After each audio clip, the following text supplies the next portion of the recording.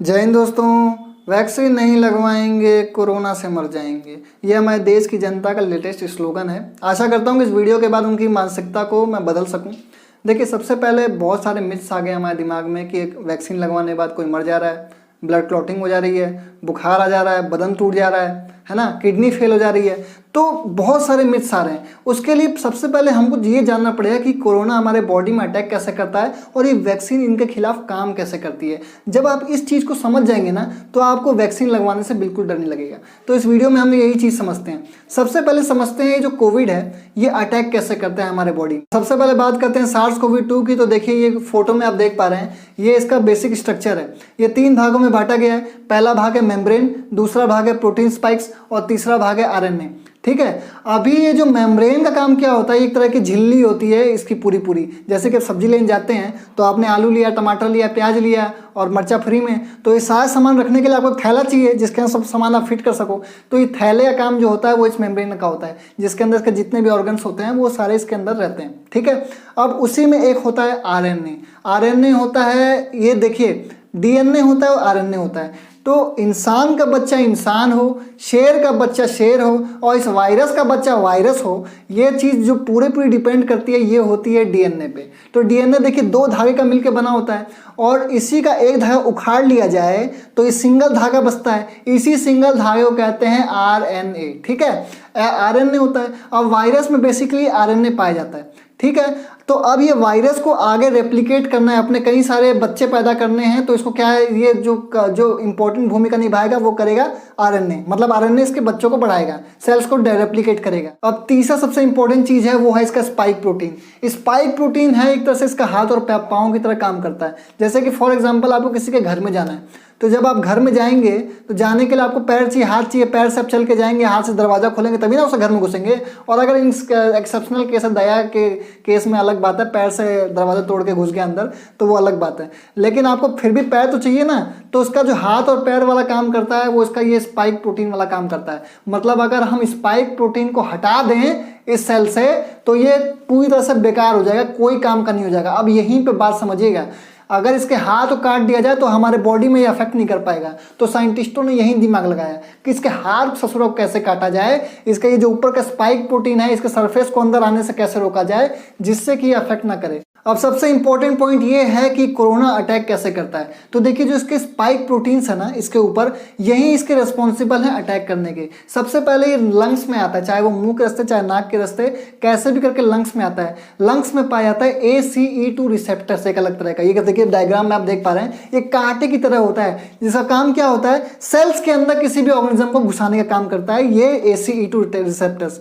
तो ये जो लंग्स में ऐसे सीधा वो वायरस गया, अभी जो वायरस का स्पाइक प्रोटीन है ना वो सीधा इस कांटी में जाके ऐसे फंस जाएगा। ये देखिए फंस गया और फंसने के बाद इकट्ठे से रिसेप्टर इसको अंदर सेल में खींच लेगा। अब जैसे ही SARS-CoV-2 सेल के अंदर प्रवेश करता है, सबको देख के बोलता है हाय साइटोप्लाज्म, हाय माइटोकॉन्ड्रिया, हाय न्यूक्लियस, सबको देख के बोलता है। तो देखता है चाचा एकदम मुंह फुला के ऐसे बैठा हुआ है, तो बोलता है ये कौन है?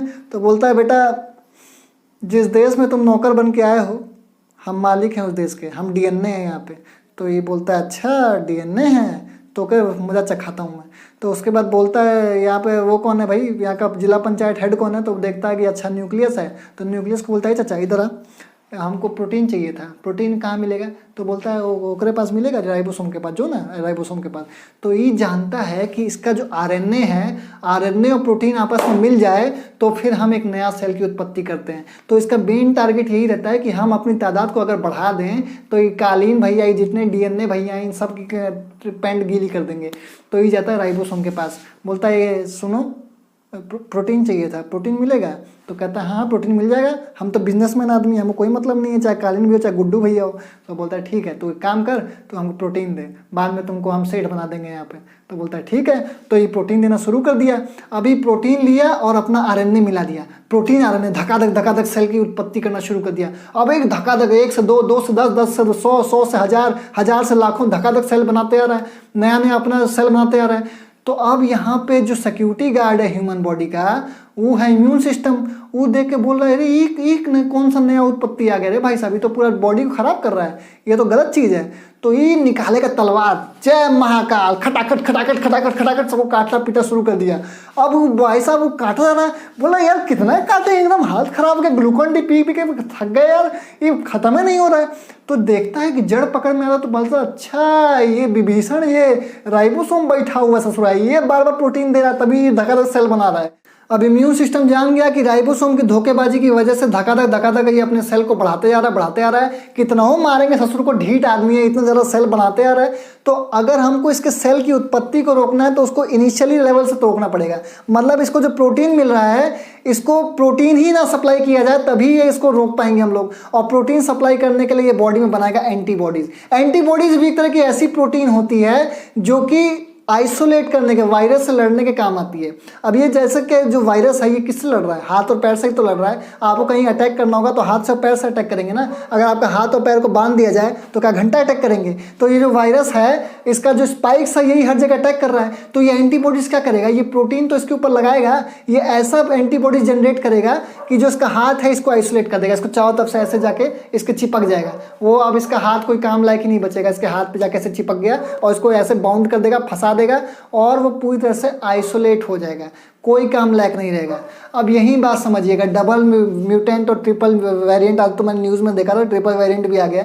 और डबल म्यूटेंट का यही गुण सबसे ज़्यादा खतरनाक हो जा रहा है, हमारे इम्यून सिस्टम को धोखा दे रहा है। इम्यून सिस्टम सोच रहा है कि ये सिंगल वेरिएंट के लिए लड़ना है, उसके लिए खटाखट एंटीबॉडी बना रहा है, उसको चिपका रहा है, आइसोलेट कर रहा है। और जो दूसरा वेरिएंट है वो खटाखट अपना सेल बनाते जा रहा है और अपना संक्रमण बढ़ाते जा रहा है, और वो इम्यून सिस्टम को चकमा दे के पूरा का पूरा बॉडी तबाह कर दे रहा है। इसीलिए आज के जो केसेस आ रहे हैं वो पहले केसेस से बहुत ज़्यादा खतरनाक हो रहे हैं। बेशक उनका इम्यून सिस्टम बहुत तगड़ा है, उसके बावजूद वो बेड पे लेट जा रहे हैं और बहुत ही बुरा कंडीशन उनका हो जा रहा है। तो ये तो पूरी बात है। इम्यून सिस्टम को बढ़ाने के लिए सिर्फ एक चीज़ रिस्पॉन्सिबल होती है, वो है विटामिन्स। अगर आपके बॉडी में सफिशिएंट मात्रा में विटामिन्स है तो आपका इम्यून सिस्टम मजबूत है, नहीं है तो बिल्कुल नहीं है। इम्यून सिस्टम कमज़ोर होगा तो ऐसे लड़ेगा, ये डिश एंटीबॉडी नहीं बनाएगा, सुस्ताएगा, लगाया मन नहीं करा भाड़ में जाए हैं। अब भाड़ में जाए तब उसके बाद वो अपना सेल बनाना शुरू कर देगा और इंसान की डेथ हो जाएगी। तो इम्यून सिस्टम तगड़ा रखना बहुत ही इंपॉर्टेंट है। विटामिन की गोलियां इसलिए डॉक्टर्स ज़्यादा लिखते हैं। बात करते हैं वैक्सीन की, तो बाद में कई तरह की वैक्सीन को अप्रूवल मिल चुका है। Pfizer मॉडर्ना जो है वो काफ़ी लो टेम्परेचर में स्टोर करना पड़ता है, जो कि काफ़ी मुश्किल होता है, इसलिए गवर्नमेंट की फर्स्ट चॉइस नहीं मानी जाती है। तो फर्स्ट चॉइस क्या है? फर्स्ट चॉइस है कोविशील्ड और कोवैक्सीन, क्योंकि इसको 2 से 8 डिग्री सेल्सियस टेम्परेचर पे भी स्टोर करना काफ़ी आसान है। और सबसे पहले बात करते हैं कोविशील्ड की। तो कोविशील्ड को बनाया था ब्रिटेन की ऑक्सफोर्ड यूनिवर्सिटी ने एस्ट्राजेनेका के साइंटिस्टों के साथ। Finally serum institute of India ने इसको नाम दिया कोविशील्ड।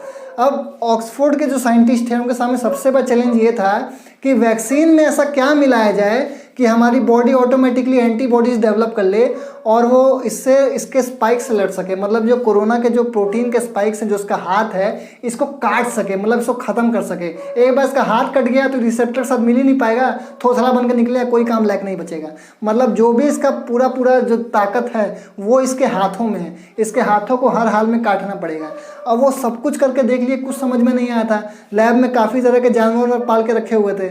अब उसी में क्या हुआ, एक दिन चिंपैंजी थाली बजाना शुरू कर दिया जोर जोर से। तो साइंटिस्ट बोला थाली कहाँ बजा रहे हैं? तो बोला मोदी जी बोले।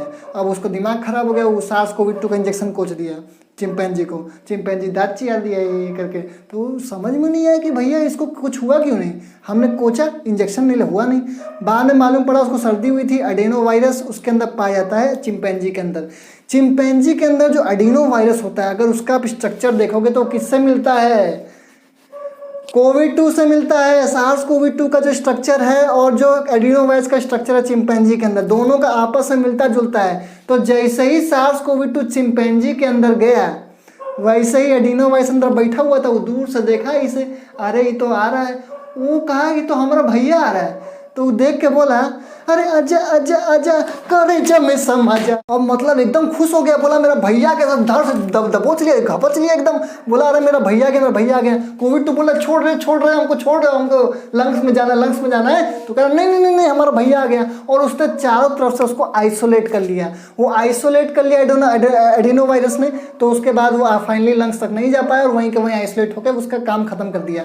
तो ये बात साइंटिस्टों को समझ में आ गई कि एडिनो एडिनोवायरस अगर इंसान के अंदर आ जाए तो एडिनोवायरस तो वैसे भी इंसान को कोई दिक्कत पहुंचाने वाला है नहीं, लेकिन ये इम्यूनिटी एक तरह से एंटीबॉडी डेवलप कर देगा जो कि हमको SARS-CoV-2 से लड़ने का फायदा होगा।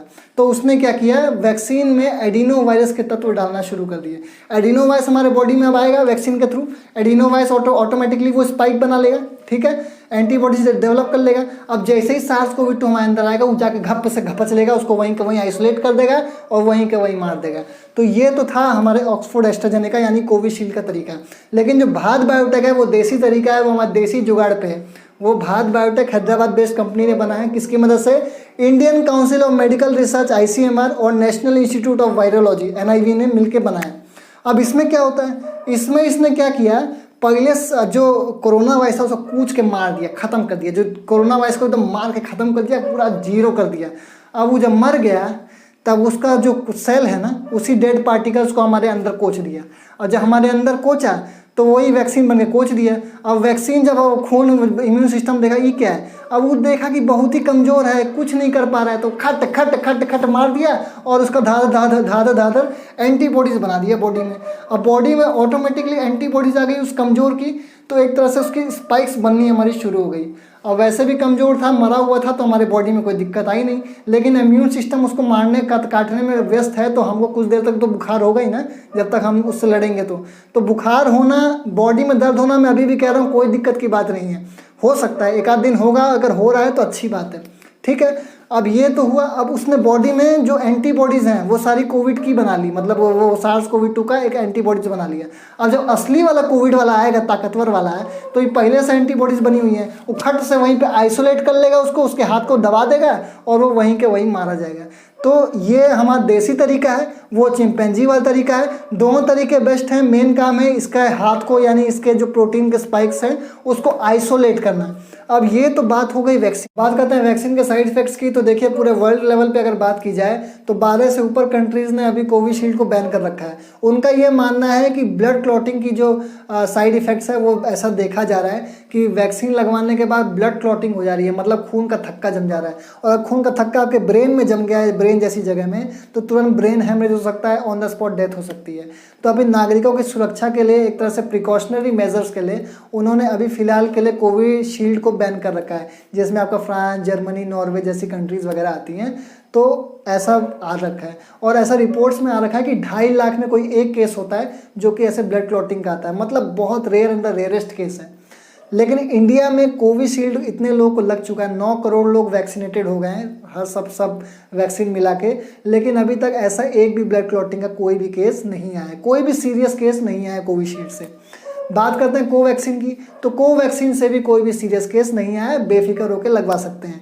अब जो थोड़ा बहुत जो साइड इफेक्ट्स है उस पर बात कर लेते हैं। देखिए सब कह रहे हैं कि उससे बुखार आ रहा है बहुत तेज़ी से, मतलब ज़्यादा बुखार आ जा रहा है, शरीर में दर्द हो रहा है। तो देखिए अब सीधी सी बात है, जो वैक्सीन है ना ये एक तरह से वायरस ही है।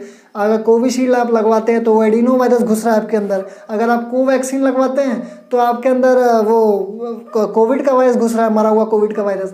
तो एक तरह से घुस तो वायरस ही रहा है ना, वो आपके बॉडी में नया नया आया है, तो इम्यून सिस्टम धाधा उसको मार रहा है, एंटीबॉडी फटाफट उसका डेवलप कर रहा है ताकि उससे बचाया जा सके। अब जब एंटीबॉडी डेवलप होगा, इम्यून सिस्टम मार धार करेगा, तो आपके बॉडी का टेम्परेचर तो बढ़ेगा ही ना, ताकि उस वायरस को मार दिया जाए अच्छे से। तो अगर ऐसे में आपका फीवर हो रहा है या कोल्ड हो रहा है तो इसमें कोई घबराने वाली बात नहीं है। इनफैक्ट इसको तो आप गुड साइन मानिए कि आपका बॉडी में बहुत बढ़िया से एंटीबॉडीज डेवलप हो रही हैं।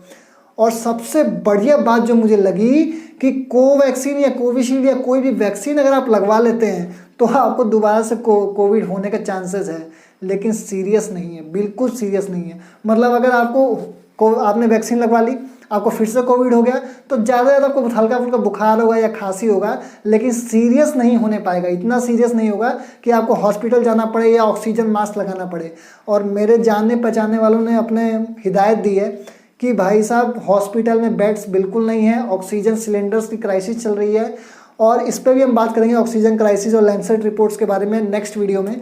लेकिन मेरा यही सुझाव है कि जितनी जल्द से जल्द हो सके सबको ही वैक्सीनेटेड हो जाना चाहिए।